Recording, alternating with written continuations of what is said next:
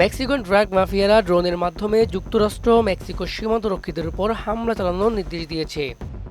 Trump প্রশাসনের অধীনে যুক্তরাষ্ট্র মেক্সিকো সীমান্ত নিরাপত্তা আরও জোরদার করা হলেও মেক্সিকান ড্রাগ মাফিয়ারা তাদের অপরাধমূলক কর্মকাণ্ড চালিয়ে যাওয়ার জন্য নতুন ও ভয়াবহ কৌশল গ্রহণ করেছে। এর মধ্যে সবচেয়ে উদ্বেগজনক হল কামিকাজে ড্রোন ব্যবহার করে সীমান্ত রক্ষীদের লক্ষ্য করে হামলা চালানোর প্রস্তুতি।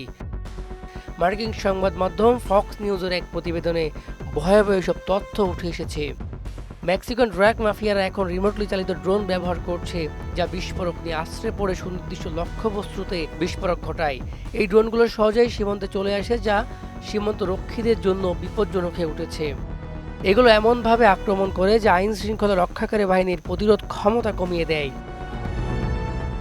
এছাড়াও মাফিয়ারা বিস্ফোরক এবং এক্সপ্লোসিভ ডিভাইস ব্যবহার করে সীমান্তের বিভিন্ন জায়গায় আক্রমণের পরিকল্পনা করছে। এর মাধ্যমে তারা নিরাপত্তা বাহিনীর মনোযোগ বিভ্রান্ত করার চেষ্টা করছে এবং তাদের অপারেশন ব্যাহত করতে চাচ্ছে। বর্তমানে এসবের ফলে সীমান্ত জনগণের মধ্যে আতঙ্ক তৈরি হয়েছে।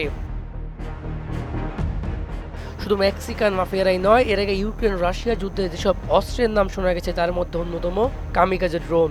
আন্তর্জাতিক নানা গণমাধ্যমের বরাত দিয়ে জানা গেছে ড্রোনগুলো ইরান থেকে আমদানি করা হয়। এদিকে মেক্সিকান মাফিয়াদের এমন কর্মকাণ্ড ফাঁস হওয়ার পর যুক্তরাষ্ট্র সর্বোচ্চ সতর্কবার্তা দিয়েছে। সীমান্তের নিরাপত্তা জোরদার সহ আরও শক্তিশালী পদক্ষেপ গ্রহণ করছে ট্রাম্প প্রশাসন। ড্রাগ মাফিয়াদের নতুন এই কৌশল সীমান্ত নিরাপত্তা ব্যবস্থা নিয়ে নতুন চ্যালেঞ্জ তৈরি করেছে, যা সীমান্ত রক্ষীদের জন্য আরও বড় ধরনের বিপদ তৈরি করবে।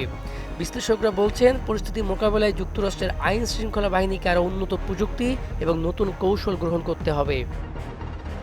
মিসবাহ রহমান, মোহনা ডিজিটাল।